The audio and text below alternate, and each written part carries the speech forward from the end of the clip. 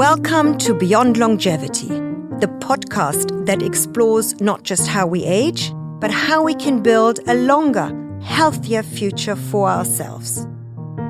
Joining me today on Beyond Longevity is Dr Mayoni Gooneratne, founder and medical director of Human Health and SkinFit, clinics created to help women thrive both internally and externally through personalized, root cause care. Dr. Mayoni began her career in the NHS as a colorectal and pelvic floor surgeon before moving into the field of functional medicine. As a colorectal surgeon, Dr. Mayoni used to operate on patients at the point where the disease was already advanced, when damage had built up over years and the only option left was surgery. Over time, she began asking herself why people were reaching that stage in the first place and what had been happening in the years, sometimes even decades, before they ever arrived in the operating theatre. That shift took her upstream into prevention, functional medicine, and women's midlife health, focusing on the early biological changes that shape how we age, long before a diagnosis is ever made. Beyond her clinical work, she curates medical summits, attending and often chairing longevity conferences as well as mentoring doctors. She also co-founded Human Health Professionals to help clinic owners responsibly deliver longevity and wellness services. And as Vice President of the British College of Functional Medicine, she works to strengthen clinical standards and expand access to functional medicine through education. And Dr. Mayoni is very clear about one thing. Prevention is not only the responsibility of the system. Patients need to understand their biology earlier, ask better questions, and take an interest and active role in protecting their health and health span. Hi, Mayoni. Thank you so much for coming on Beyond Longevity. What a pleasure to have you here. Thank you so much for having me. Before we dive into the science, I'd love to talk about you.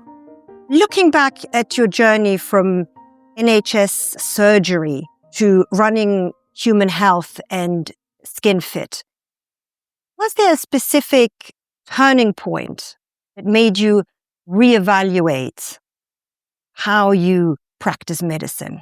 And do you practice it differently now because of that? Absolutely. I think for me, I always wanted to be a doctor. I think my mum very clearly sort of describes me saying that at about the age of 8 or 9, that I wanted to be a helper and a studier. And she was like, great, well, medicine's fantastic. And I was very lucky to have two parents who are and were fantastic doctors.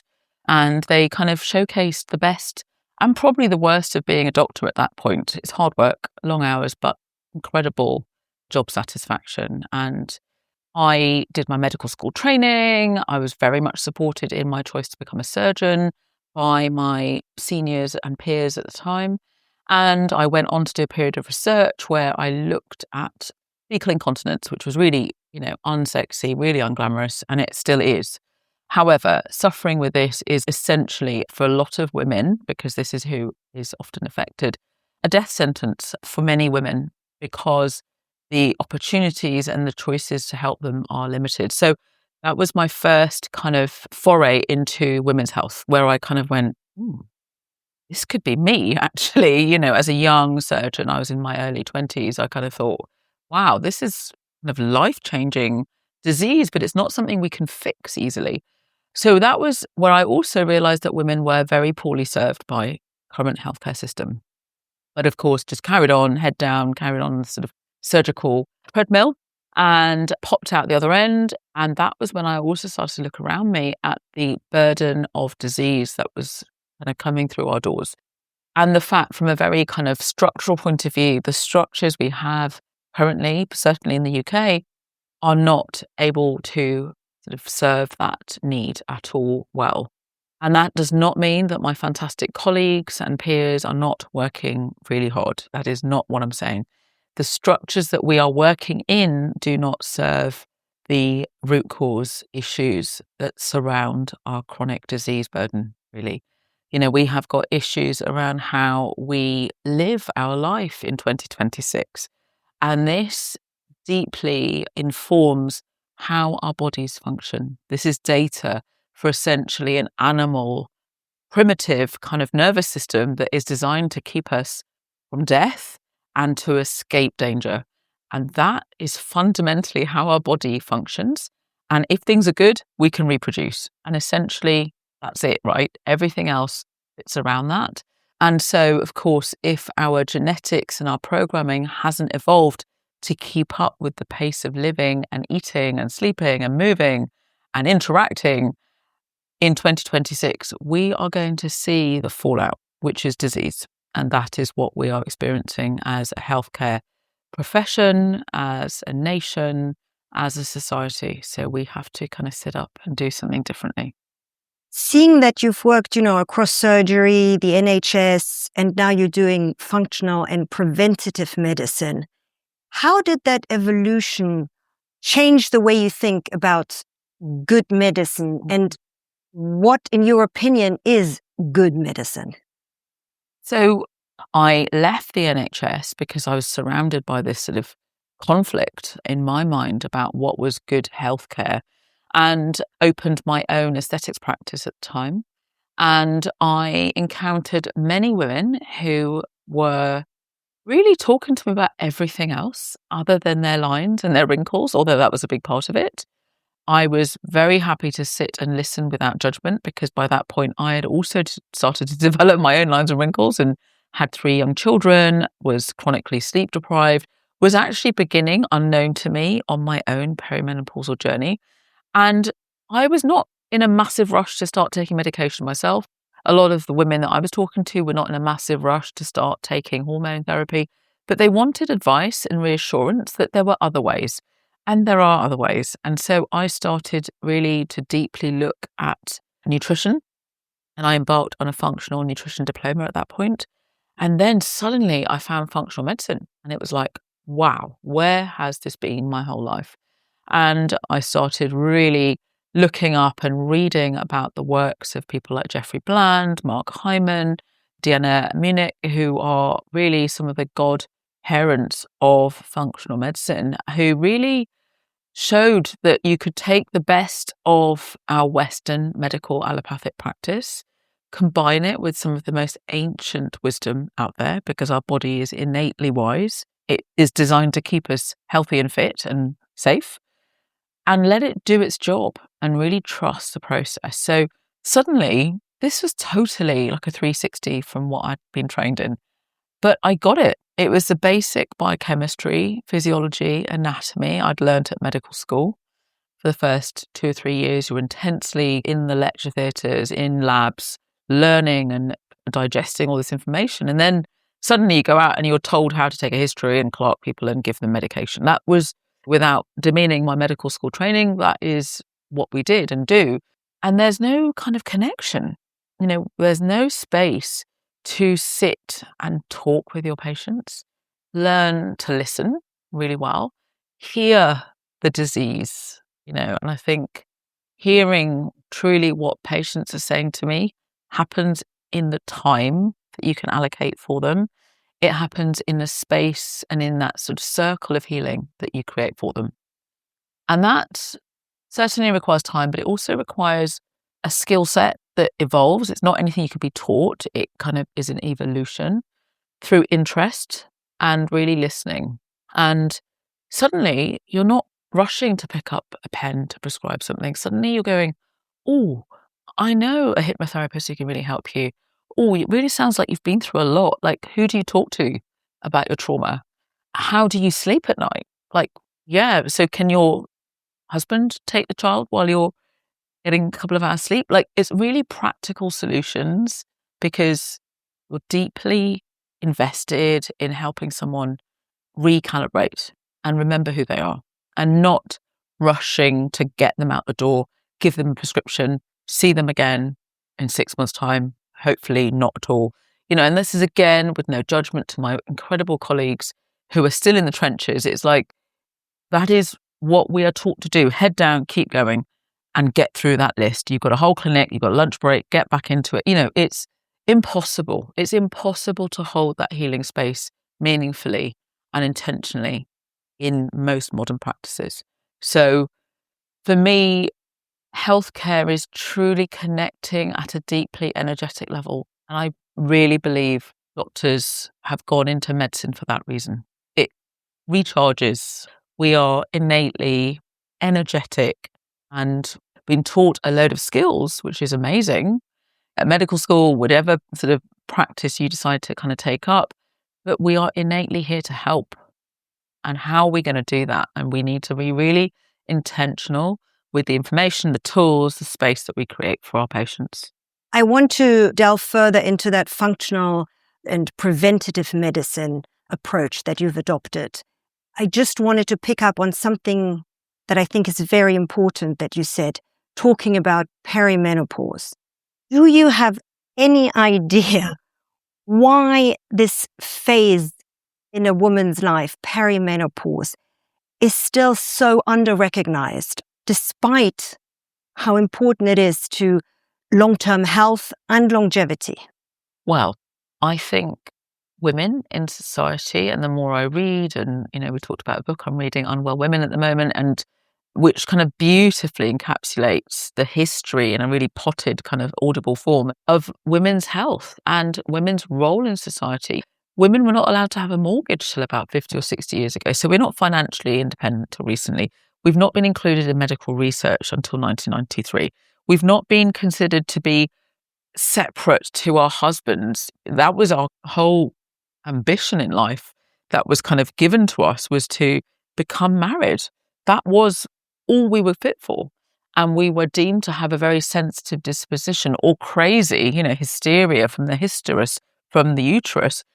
So not only was society kind of set against women progressing in all the spaces that we want to occupy, we were set against ourselves, and we were set against each other as women, and so the concept of women being witches and crones and going through this period of madness, and oh my goodness, it's the time of the month, and oh, have you got your period, and oh no, sorry, I want menopause leave, all of this stuff. It's like insanity, really. Like, why is it not okay for women to embrace their hormones, to be fully in charge of being body literate, understanding what our body is telling us?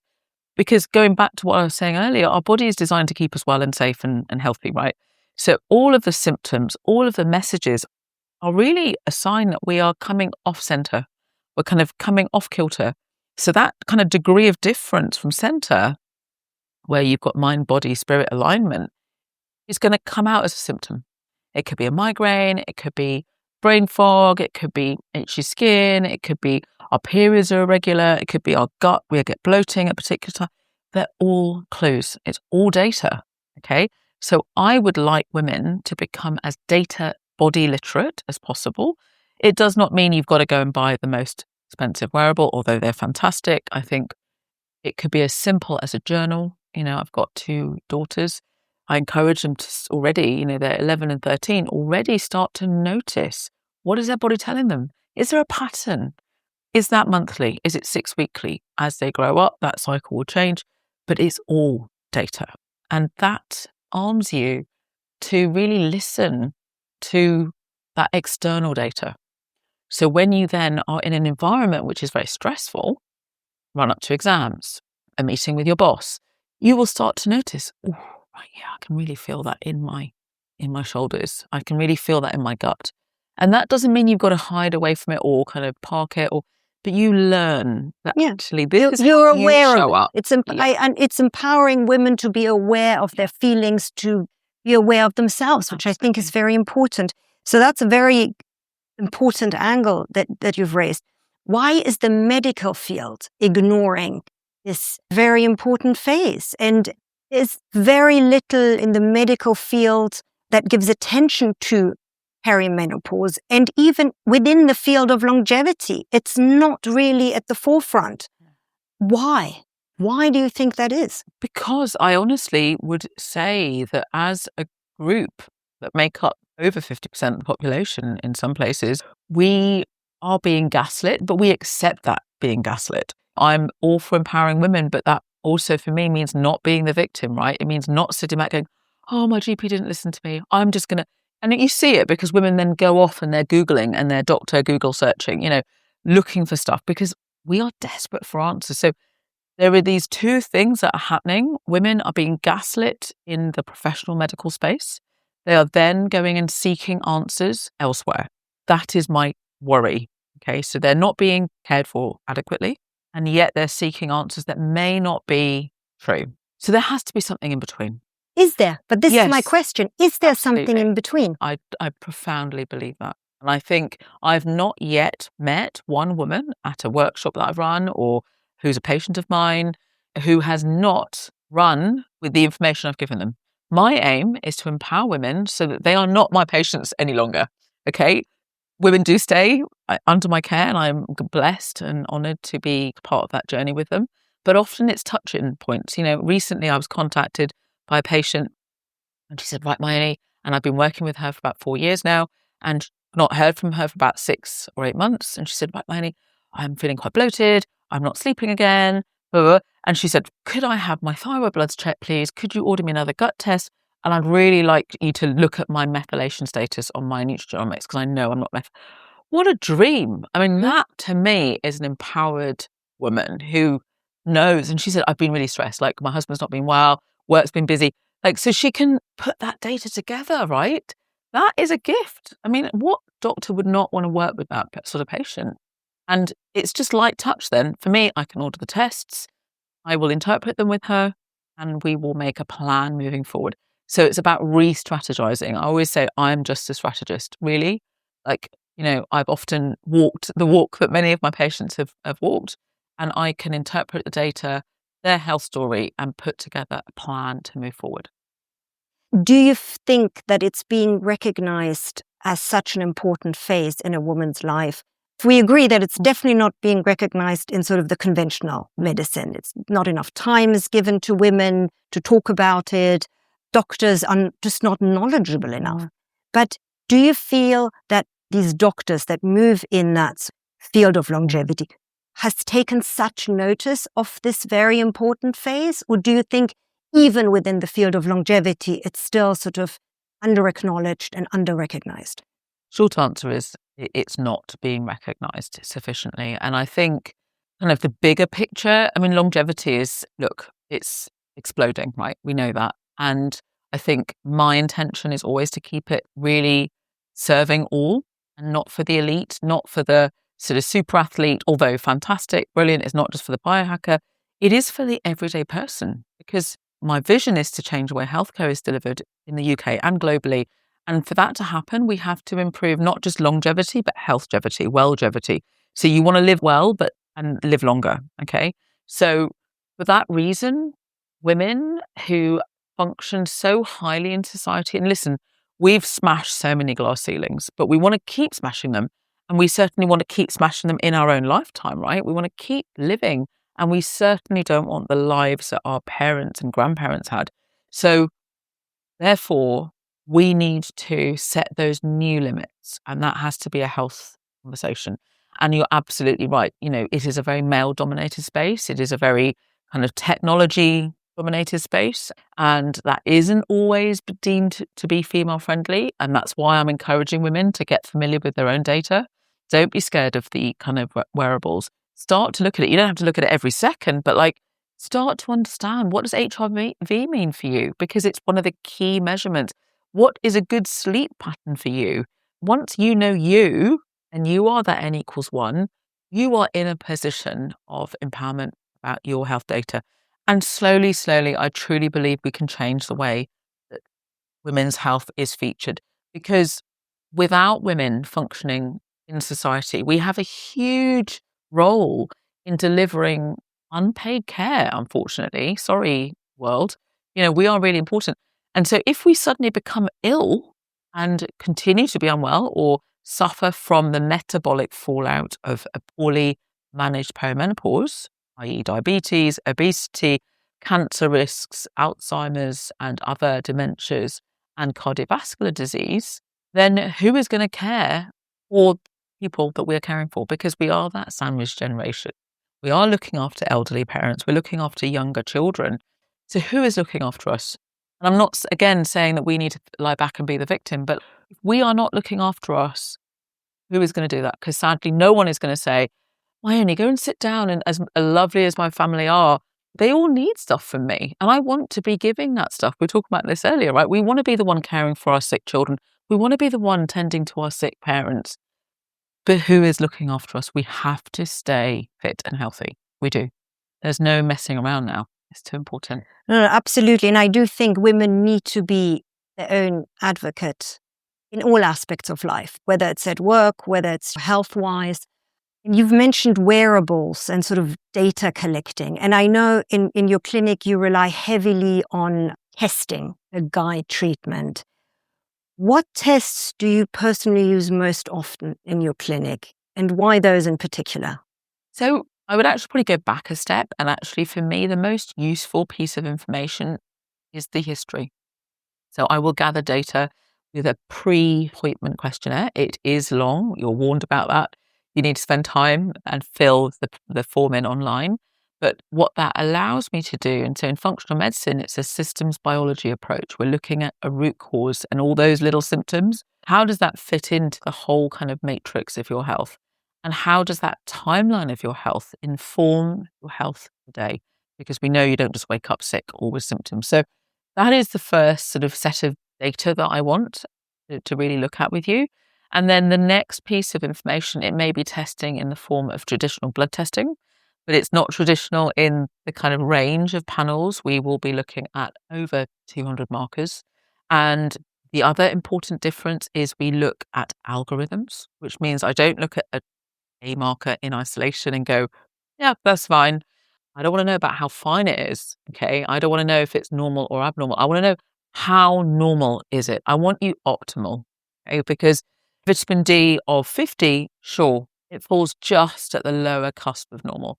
Is that enough to then drive your immune system, to drive your gut health, bone health, brain health? No, it's not.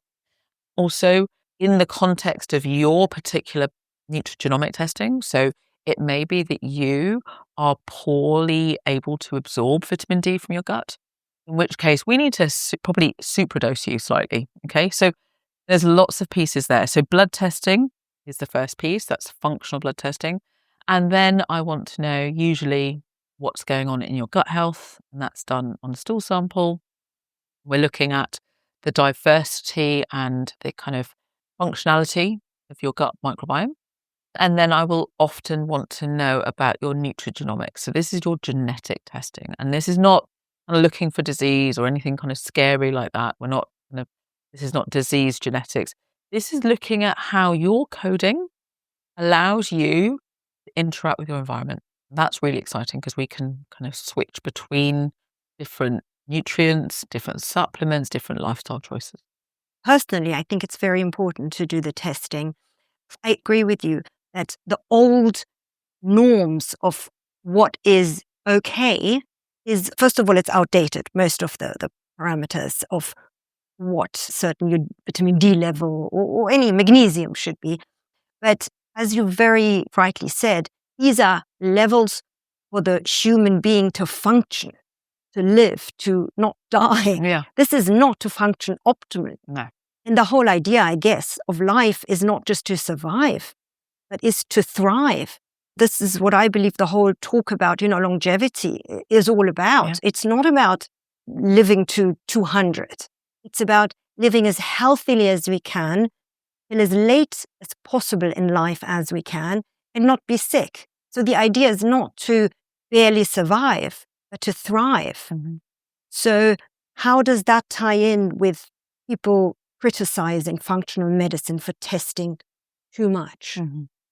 I think there is probably an argument where sometimes patients have come to me with a load of tests that have been done by other practitioners, and they're kind of left with these sort of expensive results, basically, and expensive and possibly outdated then data sets. But really, I think when it's done relative to that person, it is invaluable. These are parameters that actually are looking at very early warning signs. Okay, for example, homocysteine, fantastic biomarker of inflammation, but specifically endothelial dysfunction, okay, way before you start to see any other changes. And sure, you're not going to start having kind of angiograms and stuff on the back of that homocysteine elevation. I would look at your B12 and folate. I want to know what's going on there. And are you able to methylate? Okay. And are you able to recap? These are very closely linked biomarkers. And why is that important? Well, methylation is important because it is like the master switch. It's like walking into your house and going under the cupboard stairs and switching off use. Okay. That's how important it is. It stops all functioning if it's not working properly. And some of us can methylate well, some of us can methylate well in certain parts of our body, and others can't methylate at all. Okay. It's a really common, what we call SNP, a single nucleotide polymorphism, so a DNA change, where that kind of computer program is a slight blip. It's not going to kill you, absolutely, but it's going to contribute to other downstream problems. So hence why our testing often needs to be quite wide, because actually we're so upstream, okay, we're so far into the cell, your cell that is then controlling all of these other things is going to produce other markers further downstream. And I want to know, like, is it bad? Like, how bad is your cholesterol affected? How much is your LDL, HDL ratio? What is then happening to your estrogen? What is happening to your cortisol level? Do you see? It's like when you're that far upstream, unfortunately, you do need to test in quite a few spaces because it has such a knock-on effect, which can feel overwhelming. But I think I often will test in segments rather than just bombarding you with stuff because we need to process and act on that data. Talking of testing, if a patient comes to you who's clearly aging faster than they ought to be, or just unwell, how do you figure out which system is sort of failing first? If it's the metabolic or hormonal or inflammatory or mitochondrial, where do you start? Really good question, because I have to say, when I first started sort of almost retraining and relearning medicine, I had to kind of go, wow, this is so much. I mean, it's really exciting and I could be a complete nerd, but actually, how was I as a clinician going to be able to implement any of this now? And it was a real like reboot almost. And for me, I've kind of created a framework, which, listen, I'm not saying this is the only way to do it, but it's kind of makes sense to me. And it starts again with this deep dive consultation where I really have to understand what's going on with these questionnaires. It creates a matrix, and that matrix is a systems biology approach. So suddenly you see clusters of answers. So you might see lots of yeses in the assimilation segment, which is your kind of gut and hormone and transport systems. We're always told to follow the ink. So wherever that is happening, that's where we'd start. And it gives me clues and the presentation of that person. And then obviously with the testing, I would always say testing really should prove or disprove your working hypothesis is based on that consultation.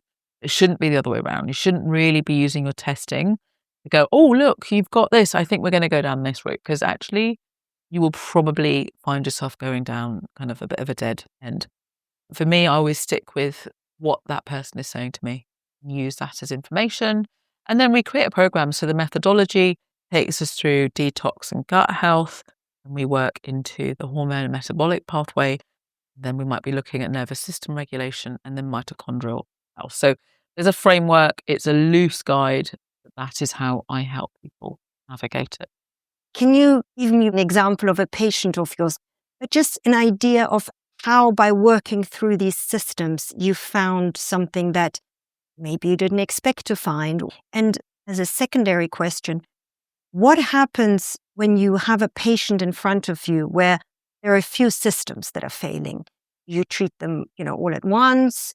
You have a certain rule of how to treat them, a certain protocol? Does it depend on the patient? Maybe if I start with that one first, because actually that informs everything else. And I think what we do know, if we use an analogy of a house, and I always say to my patients, your house is built on soil, and that is your genetics. That's the story you're born into this life with. It's your adverse childhood events as well. So that forms probably about 20 to 30% of your health story. The next important section is actually your foundations. And that, to my mind, is your gut health. So if you're ever in doubt, always go back to your gut health. Okay, so your guts and your microbiome and the way that conversation happens informs the rest of your body is going to be critical. So I suppose, where do we start? Always with our gut health and our detox pathways, because these are the ones that often get overwhelmed first, but form the absolute basis of everything else. And you will see this kind of knock-on effect, and you may have heard people who've done a kind of healthy eating campaign and they're like, yeah, I could really think really well and I lost some weight and I could sleep better. And it's like, wow, how did all these things happen? Well, guess what?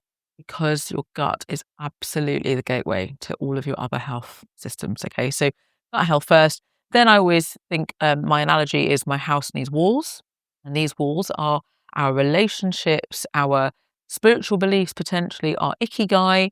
What are we here to do? Like that, I find for a lot of people, if they've got really strong walls, lots of things happen around them, and you're like, wow, how have they done so well? And actually, because they've got such a strong morning practice or spirituality or friends and family that really support them through that journey, they keep going. The roof of our house is our immune system, okay, and that's in our gut, our skin, our circulating immune system. And inside our house, we've always got to switch the lights on, put the heating on, and obey circadian rhythm, right? And these processes make waste, and that is our radical production.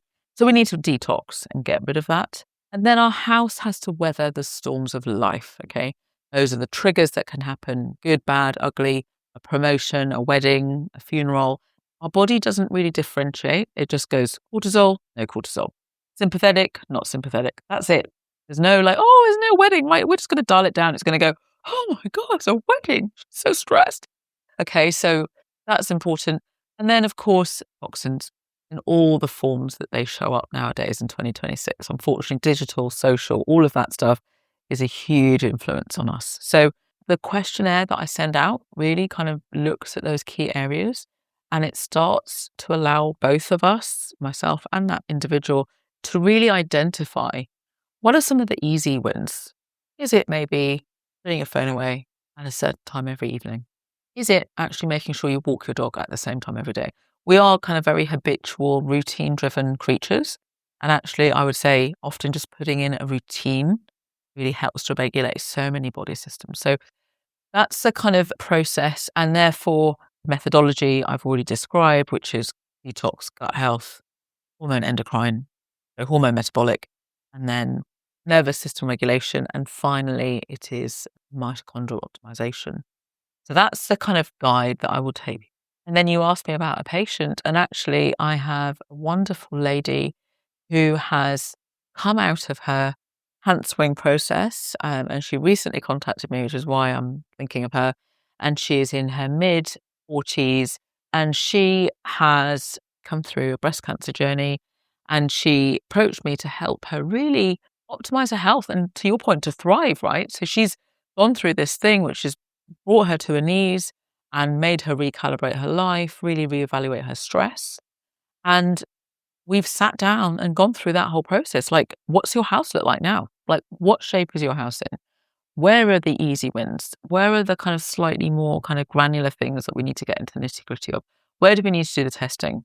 And actually, she sent me the most wonderful message recently, just really digging into how much having a structure has helped her. And we've really looked at her gut health, really optimized nutrition. For her being slightly protein heavy, being powerful. And I would say just minimizing sugar. I really come at women's health with a metabolic lens. Really important. Glucose is not our friend, I'm afraid. We've got one hormone to help us put it away, okay?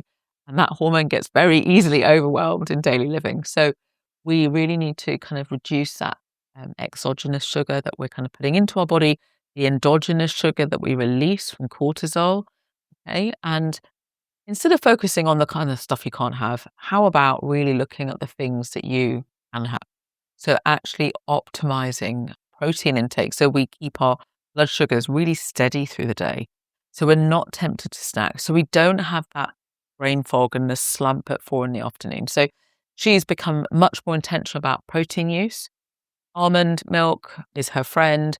Using snacks which are very rich in protein are her friend. Prepping has become her friend. So this is a self-care exercise for her as well. So she can actually really see how much she's investing in herself, and her children can see it too.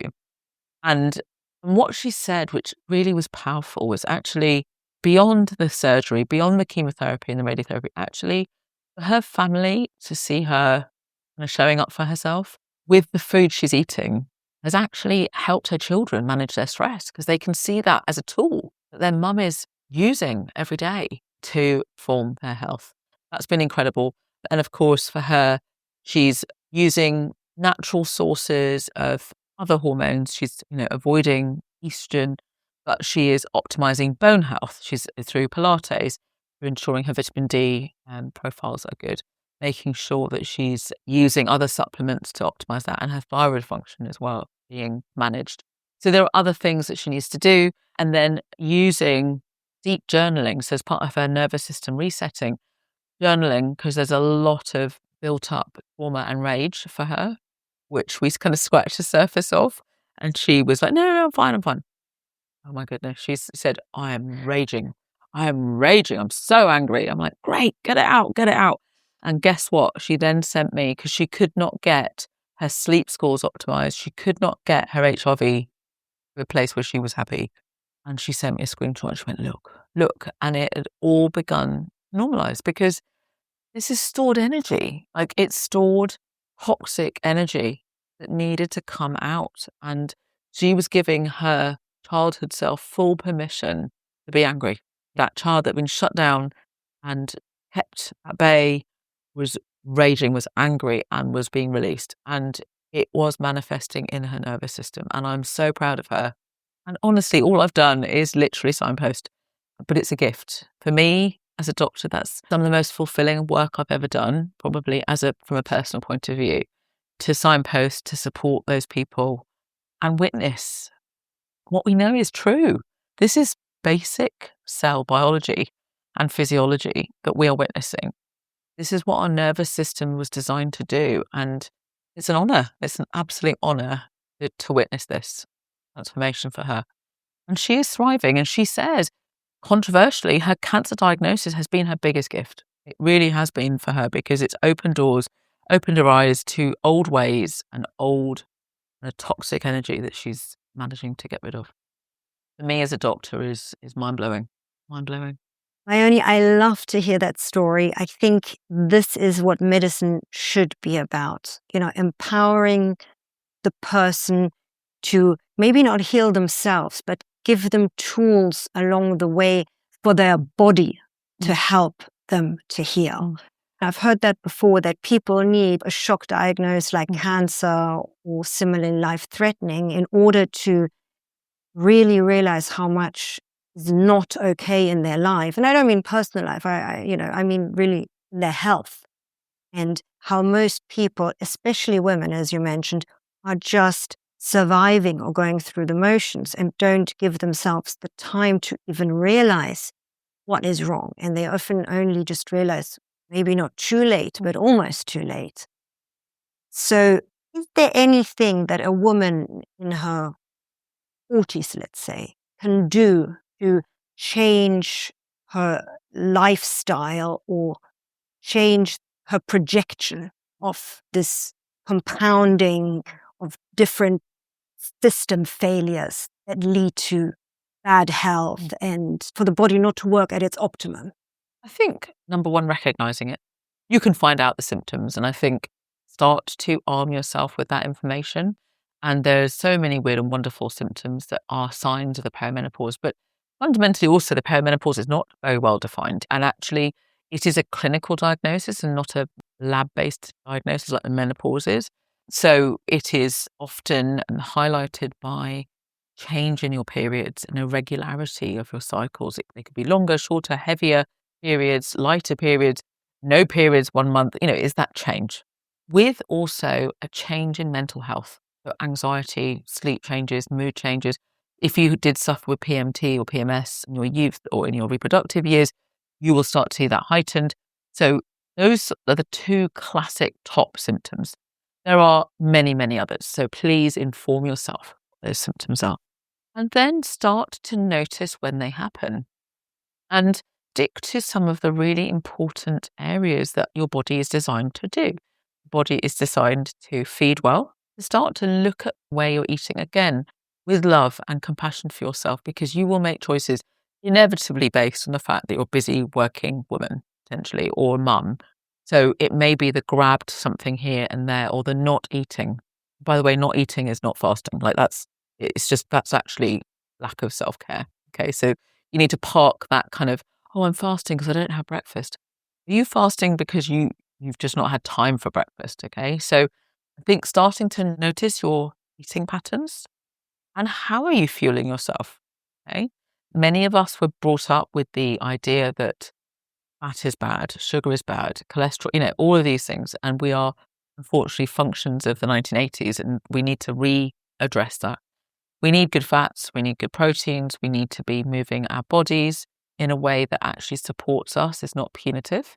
So I call it joyful movement. So find an activity that you love doing. Is it dancing? Like, it might be a really good opportunity to connect back with that 18-year-old that loved going disco dancing. It's like there are so many great classes out there now. It's not this crazy punishing step schedule or Zumba or whatever. Go and do something fun. It could be cold water swimming. It could be hanging out with your mates and going for a dog walk, whatever, doesn't matter. And look at your sleep patterns. How is your sleep? And have an honest chat with yourself about why it is that case.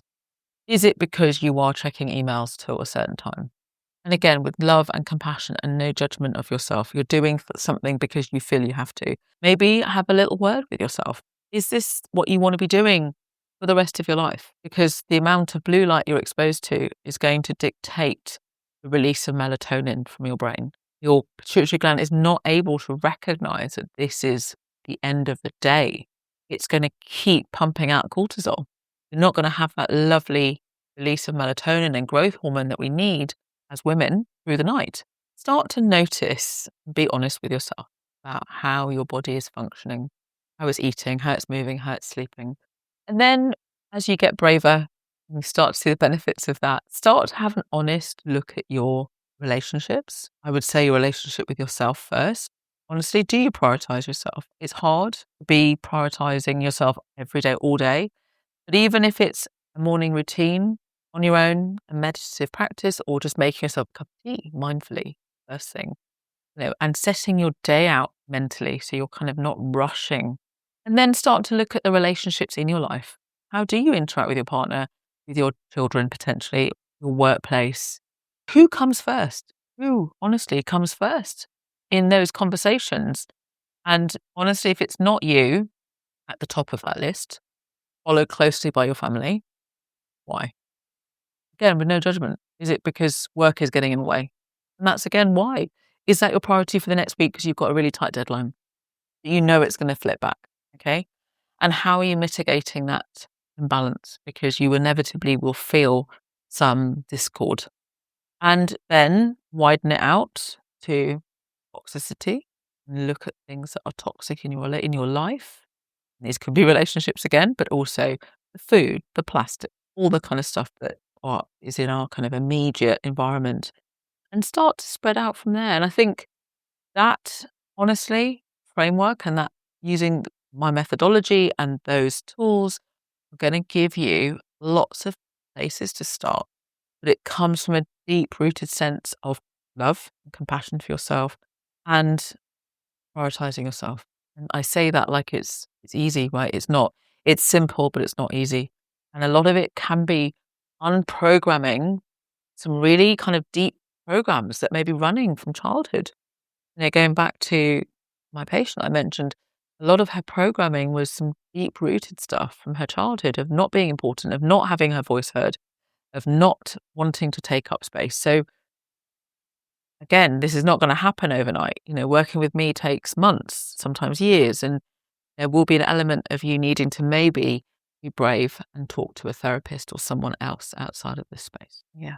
Everything that you've mentioned, I think, has great relevance. I think is exactly how everybody should live. And truthfully, most people that are aware that these are cornerstones by which we should live by. But as you said, it is very hard for people to actually sit down and just even be honest with themselves. Never mind finding the time to implement these things, but even just to sit down and be honest with themselves about the relationship or what they eat or how they eat or why they do things. Are there any 5 simple adjustments, let's call them adjustments, or that people of any age really can do to live a longer life, live a healthier life, does create a change? Again, beginning with self, I would encourage you to look at morning routine and do it before everyone else gets up and the world gets busy. You've not looked at your phone, you get up. And like I say, it could even be as simple as making a cup of tea for yourself, something loving and kind for yourself. And then secondly, I would think about what you're putting into your body. Food is data. It's deeply coded data. What is the message you're giving your nervous system? Is it safe? Is it being nourished? Is it nutrient dense? Is it non-toxic? Is it organic? You can see where I'm going. So what is that nutritional information you're telling yourself? And movement, again, does not need to be punitive. Something really simple, getting your steps in, taking the stairs. It needs to be something sustainable. And I think it's all these 1% that are really important. I would think about disconnecting from false reality as much as possible and reconnecting to a real reality, which is in your immediate environment, i.e. put your phone down and listen. We're all subject to this. So this is a deeply addictive thing. Mobile phones and social media and all the sales techniques are designed to be deeply addictive. So it is not easy. But we are also the last generation that knew what it was like before mobiles, right? So reconnect to that feeling of being really connected. So get rid of your phone as much as you can during the day. And I would say, finally, find your gang.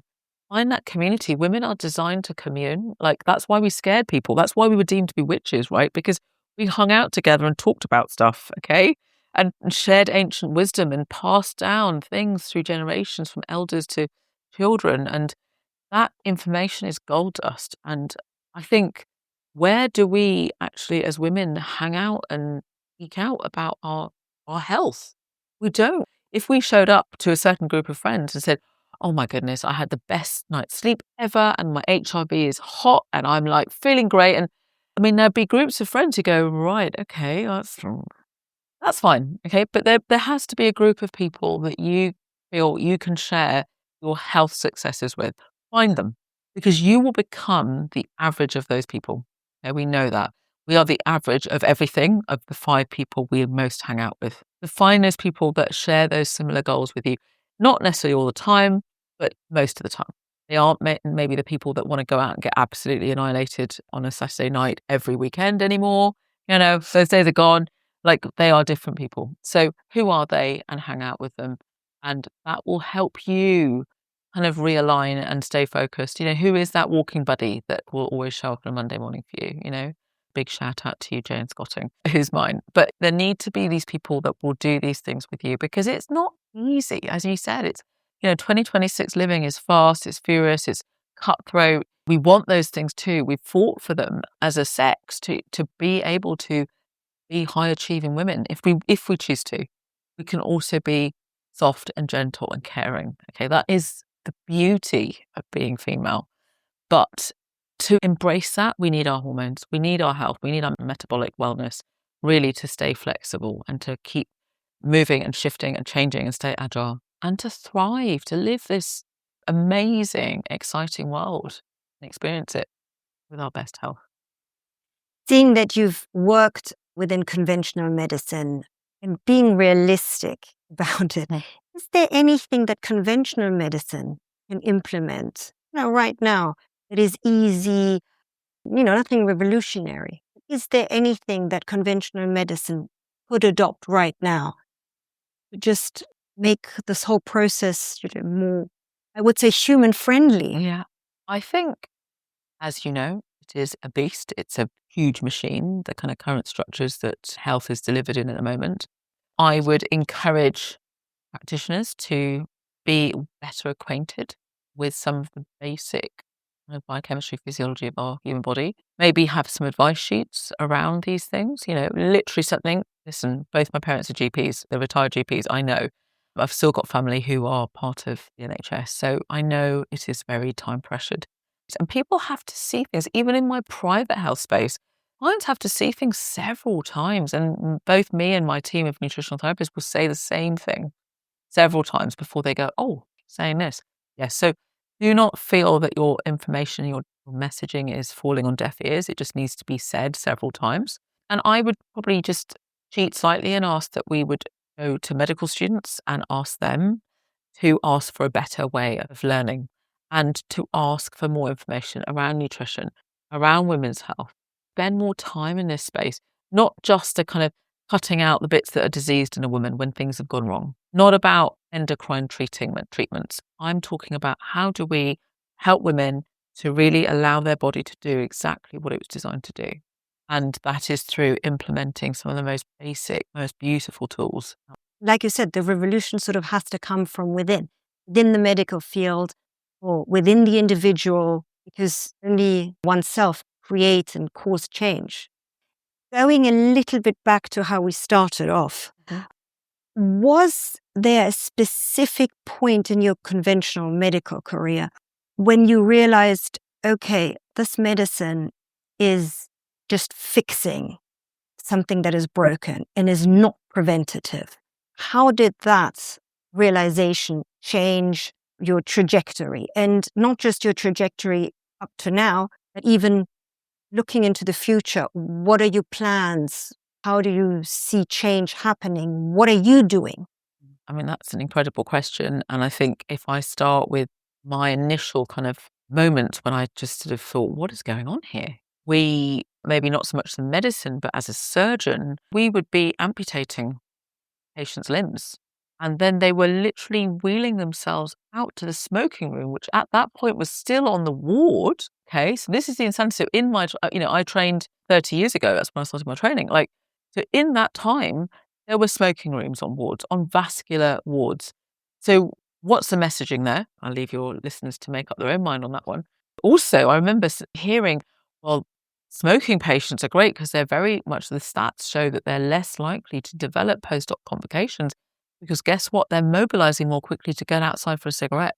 So that is just insane. So I remember thinking, wow, what does that tell my brain? I was absolutely bamboozled. And then, of course, we're operating on people who are then coming in for their next amputation or their next, say, abdominal surgery because they haven't got an adequate blood supply, because they've been drinking or smoking or eating things that are leading to cardiovascular disease. So they're getting narrowed arteries and blood vessels as a result of their lifestyle choices. And we are then putting them on the table to operate and essentially putting their whole lives at risk, costing tens of thousands of pounds, loads of aftercare and social pressures for their post-operative care. We've then got to put things in place in their home. And this is not to say that we should not be doing it. I just want to highlight that to our listeners. Okay, this is totally, as a doctor, my job is not to judge. We have undertaken a Hippocratic oath, but it is an oath to first do no harm. And you cannot help but wonder, what is the messaging we're saying? That it's okay to do whatever you want in your environment and we will always fix you. I think we have to really rethink that. We have to help people to be healthy as well, because if that is the message that's being put out into society, where is the impetus to take responsibility for it? We are here to help fix you and support you when you are ill and sick and dying and birthing and cancering. But there has to be, when we know a lot of chronic disease has a huge kind of run up to it, there's a huge window of changing that person's trajectory. Do we not, as healthcare professionals, have a responsibility to help educate and change that so that we then keep the healthcare service available for people who have got diseases that are then requiring emergency input, that then require specialist input, so that we're actually freeing up space? I really do think so. I really do think we have to help to inform. And when I talk to patients, they often don't realize how much they can do. We have to get away from this kind of very misogynistic nanny state where we are seen as fixers. And, patients look to us as this sort of system that's going to fix them. We cannot carry on like that. It's not sustainable. The NHS is a beautiful space where there is incredible ingenuity and professionalism and hard work and goodwill. But it was also created in post-war Britain when we had far less demand. And we then have to honour that system and keep it really for people who really need it, so that we have got a burden care that is then kind of redressed slightly, that people are taking ownership back of their health. They're not waiting till they're completely broken, head in the sand, and then, can you fix me? If you think about pre-diabetes and pre-diabetes, there is a huge window there where we can help people to really take some ownership of their metabolic dysfunction through the food choices that they're making. When they're walking into a supermarket, they are not bombarded with ultra-processed, toxic food that is essentially going to drive their nervous system and their gut into complete fight or flight, sympathetic overdrive, and drive them down an inflammatory pathway. There has to be some ownership taken by food groups, by the powers that be, by food systems, really, that allow people to make healthier choices in a more affordable way, in a more realistic way, that they are able to access some of the most basic tools that I've been talking about today in a better way. It just has to be. So for me, having worked in that system, I've stepped out of it because I feel that I can do more good in the community, setting up structures like human health and human health professionals, where we are teaching and training clinicians to access these tools and to really look at cellular pathways in a totally different way, just remembering what they were taught at medical school. We've also got the Future Patient Congress, which is starting next week, and the magazine is out there, which is going to be free quarterly digital publication, really to kind of scrutinize some of this data, look at it in a very kind of open way. We're starting with a gut health edition, which is already out. It's free to download, so please go and have a look at it. And feedback, we're always looking for input. And of course, patients can see me in all the spaces that I show up. We will be launching a brand new space in the next few weeks, so stay tuned for that. But really, I would say everywhere that I show up, it is to educate, elevate, to reconnect people back to their own bodies and to help people and clinicians become as body literate as possible, because we are all now a function of what we were taught many, many years ago, and that has to change. We really have to look at the way healthcare is being taught and delivered in the UK and globally, and that's what I'm here for. Do tell us a little bit more about the human health professional and about this new project of yours, the journal that's coming out and all that. So human health professionals is really a function. So having done human health now almost 6 years, I've been approached by colleagues who've kind of asked me to help them. And of course, I'm kind of sitting there going, I can't do this. But, you're going to have a little word with yourself and just let that imposter syndrome sit there. Just really, it is teaching the framework that I've described, this 4-step methodology, introducing clinicians to some of the best in this space.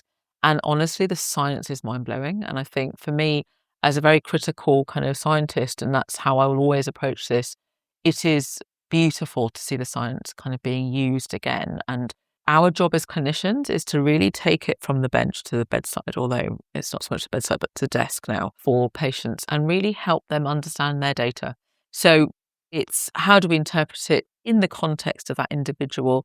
That N=1 concept really needs to be brought out more. I think as a surgeon, every patient is totally unique, right? So we take what we know and we apply it to the person's individual unique anatomy and physiology whilst we're operating. So we're not unfamiliar with it as clinicians. It's just that we've always been taught that the RCTs are the gold standard and this and that. And yes, science is so critical, but we also have to be able to appraise the science critically. So that means looking at who created those studies. Was it a pharmaceutical company advocating this?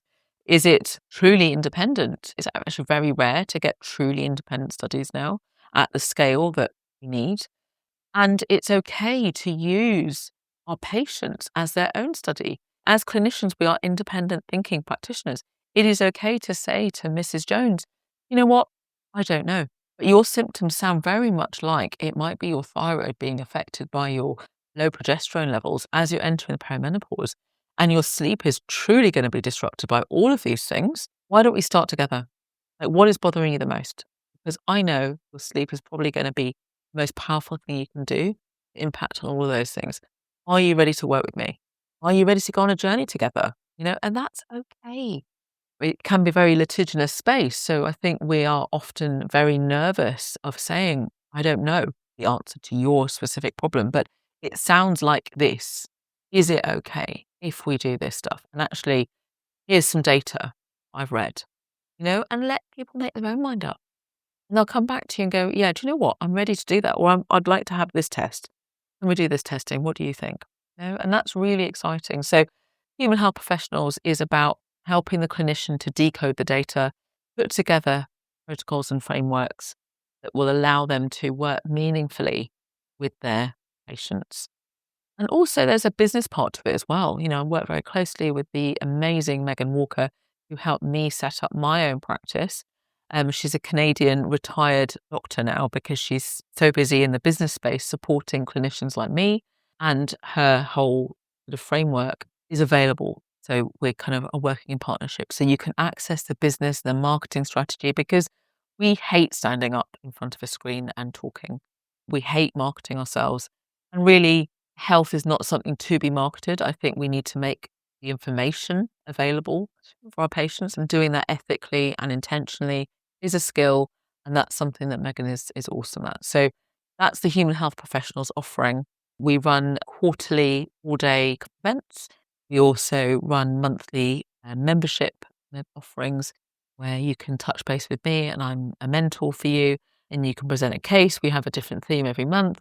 It's really exciting, actually. As someone who kind of reluctantly set it up because of my imposter syndrome, I love it. It's just so exciting to be part of something that I know makes a difference to other people's lives. That's the thing. It makes a difference, not just to other people's lives, but sort of it multiplies. And this is the thing, because it's one thing treating a patient or, a couple of patients, but what you do, sort of, you're at the top of the pyramid, teaching professionals. And I think that is what is really needed. And I think this is the conclusion we've come to, is that the medical field really needs changing and moving forward with the times. The problem is, though, there are a lot of people in the medical field that would love to do it, but they don't know how or where to start. So I think this is invaluable work that you do for your colleagues and sort of by default to the rest of the population. Just very briefly, the magazine. Who is it for? What is it about? So Future Patient is something that we have been hatching for the last 2 years. When I say we, this is the wonderful Charlotte Body, who's also the mastermind of Menopause in Practice. So that's a sister event.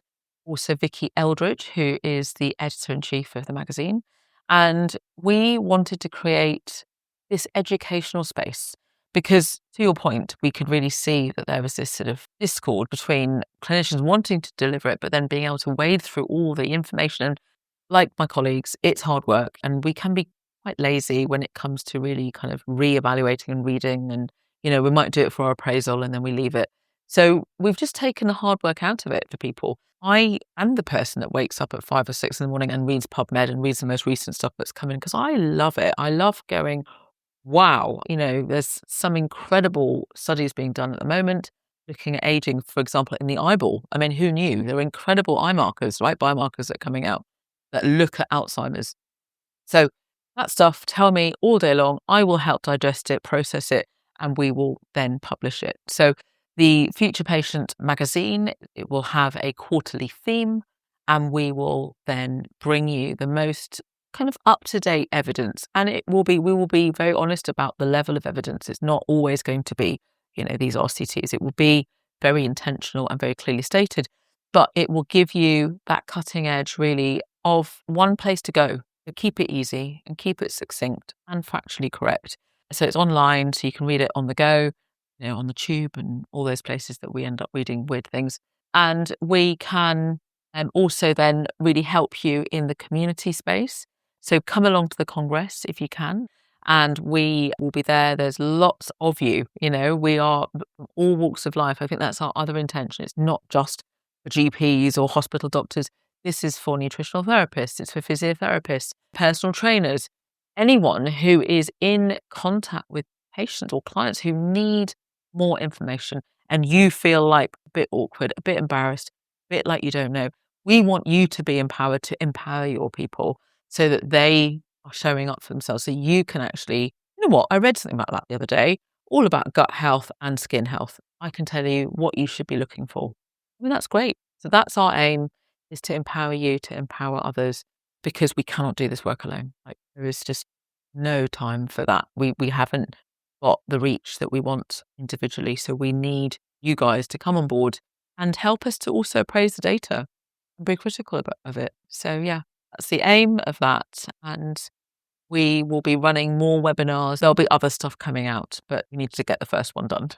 Dr. Mayoni, you said, I don't know where we get the time. And I'll be honest with you, I have no idea where you get your time to even come on this podcast. I'm so appreciative. Really, I'm delighted that you made the time, because I think what you had to say was really important for a large audience to hear. It's not any more niche. So more than half of the world's population are women. And so either you are one or you know one. So I think it's a very, very important field and area to talk about, to develop. And I think we all have to be very appreciative to people like you who spend so much time and energy and just want to make this field of medicine and of human living a better field. Before I let you go, I have 5 rapid fire questions that I ask everybody. They are rapid fire, so you can answer them in a sentence if you can. If not, please elaborate. So here we go. What's the single best piece of advice you would give your younger self? Don't sweat the little stuff, really. Honestly, and stay in alignment with yourself. And you're doing the right thing. Like, keep coming back to who you are. Name one habit everyone should adopt for a longer and healthier life. Definitely sleep more. Definitely. Just put the phone down and go to bed. Yeah. If you weren't in the longevity science, in the medical fields at large, what career would you have chosen? If I wasn't a doctor, full stop. Yes. I was going to be a marine biologist. I love scuba diving and I feel very at home under the sea, so like under the water. So I would definitely be there counting turtles somewhere warm and sunny. Yeah. What microdose habits, so sort of 5-minute routines, do you believe yield outsized longevity benefits? Definitely meditation. So I'm a meditation teacher, which is something that has definitely brought me back into alignment. I think that morning practice, so that kind of feeds into a morning practice. Choosing to move, making it a choice. And it's okay to stop, to not sometimes, but like making movement part of your daily life and maybe not choosing the easiest route somewhere is going to be great. So the more innate activity you build into your life, the better, because it will sustain you much longer than going to the gym 3 times a week. Or even a 5-minute meditation 5 minutes is valuable. Yes, absolutely. 5 minutes. It doesn't even have to be that long. Like when I started bringing my meditation practice into my life, it was a 2-minute one. And a lot of the apps now have just got timer, so you can actually have a listened, guided 2 or 3-minute meditation. And for many of my patients who are busy working mums or with young children, and they're like, I'm never going to find, I'm like, you can find 2 minutes. You can. Just, even if it's in the toilet, okay? Literally, you can do that. That's a great tip, because I'm sure most people, they hear meditation and they think, 20 minutes, 30 minutes. No. So you can build up to that and that would be great. But start with, the really easy numbers. Keep your headphones. When I started with young children, I was scared of getting up because I knew I'd wake someone up. So I had my headphones by my bedside. I would plug it in, lie there and just like not move and then just meditate. And it slowly grew because I felt better. You have that positive feedback loop. And the last question, what's the craziest longevity myth that you've encountered? And is there any truth to it? Oh, the things that make my heart sink. Always when you see one thing, like a supplement or a tool like HBOT or IV drips, it's like when it's one thing, because it, again, going back to what we talked about, takes the onus away from that individual. It's like this external process that you need to feel healthy. It's like, no, it will all come from inside. Honestly, all of it. If you can just realign every time, and it is hard. As human beings, we are designed to run away from discomfort, internal discomfort too. And as a species, we've designed so many ways of hiding, drugging, drinking, sexing, whatever it is, of filling that hole. We don't like being in pain. And actually, we also don't like being ill, and we don't like doing the work. Okay, so knowing that to be true, like, just step away from those external choices maybe and just have a little look internally. Thank you so much. Thank you. This conversation is a reminder that longevity does not begin at the point of disease. It begins years earlier in the small metabolic and hormonal shifts that quietly shape our long-term trajectory. Dr. Mayoni's journey from surgery into functional medicine reflects a wider challenge in modern healthcare. We're highly skilled at treating advanced problems, but far less structured when it comes to identifying and addressing the early drivers of decline. And particularly for women, midlife is not just a transition. It is a pivotal biological window, and how those hormonal and metabolic changes are managed can influence decades of future health. If we are serious about extending Healthspan, we cannot wait for something to break. We need earlier awareness, better questions, and more shared responsibility between clinicians and patients. Thank you, Dr. Mayoni, for bringing both clinical depth and practical clarity to this discussion. If you enjoyed this episode, please subscribe and share it with your friends, family, and colleagues. For more information and links, have a look at the show notes. This is your invitation to understand the future, one discovery, one insight, and one conversation at a time.